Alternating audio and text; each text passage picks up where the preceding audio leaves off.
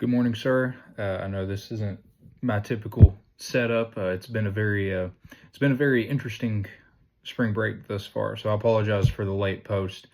But I am currently talking to you from my mother's bedroom in Knott County. So I won't delay any longer, but I do apologize for the late post. Our prompt for this week for our discussion post: read through Isaiah 60 through 61 a few times to get an overall sense of what Isaiah is communicating about the kingdom of God. Thinking through Lanier's three types of Old Testament use, do you see Jesus using Isaiah 60 through 61 in any of these three ways in the Beatitudes? Or do you think perhaps Jesus is relying on broader themes about the kingdom of God in the Old Testament? Are there other Old Testament texts that communicate what Jesus teaches there? I definitely think that using the method that we've studied thus far in this course, I do think that there is an allusion to the Old Testament with a lot of what Christ is saying in the Beatitudes. So first and foremost, looking at the Beatitudes, blessed are the poor in spirit, for theirs is the kingdom of heaven. Blessed are those who mourn, for they shall be comforted. Blessed are those who hunger and thirst for righteousness. These are all things that Christ is saying that illustrates what the kingdom of God is, and that first of all, the kingdom of God is here now. But this is describing what the kingdom of God is, what it looks like for those within the kingdom.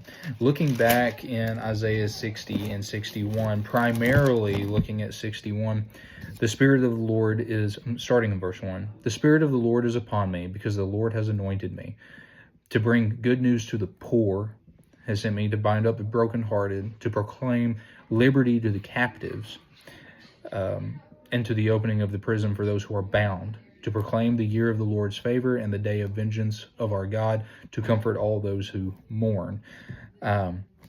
So these are Christ here, or in the book of Isaiah.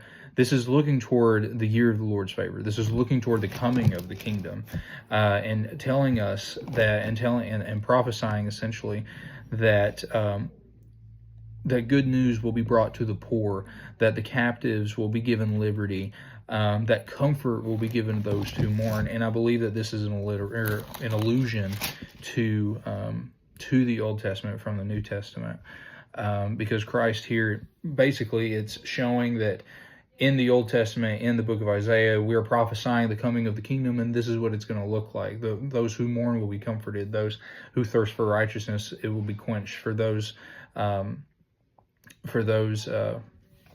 go just one more time. I lost my train of thought. Yeah, for the poor, the good news will be brought to the poor, and the comfort, and to comfort all those who mourn. Isaiah is showing what the kingdom will look like, and then Christ is saying this is what it looks like. He is telling the people in the kingdom, "Blessed are you who mourn, because you shall be comforted." Whereas Isaiah is saying those who mourn will be comforted. And I definitely think, to answer the second part of this, are there other old texts or Old Testament texts that communicate what Jesus teaches here?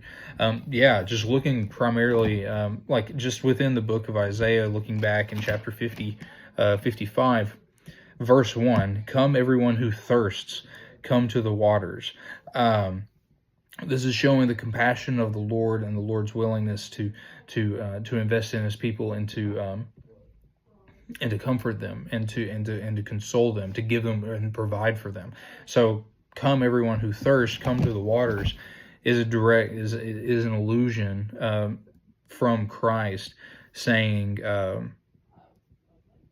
"Those who blessed are those who hunger and thirst for righteousness, for they shall be satisfied." So we do, like, even just within the book of Isaiah, we do see this this allusion in the New Testament toward the Old Testament concerning what the kingdom looks like now within the New Testament, or what is being explained in the New Testament.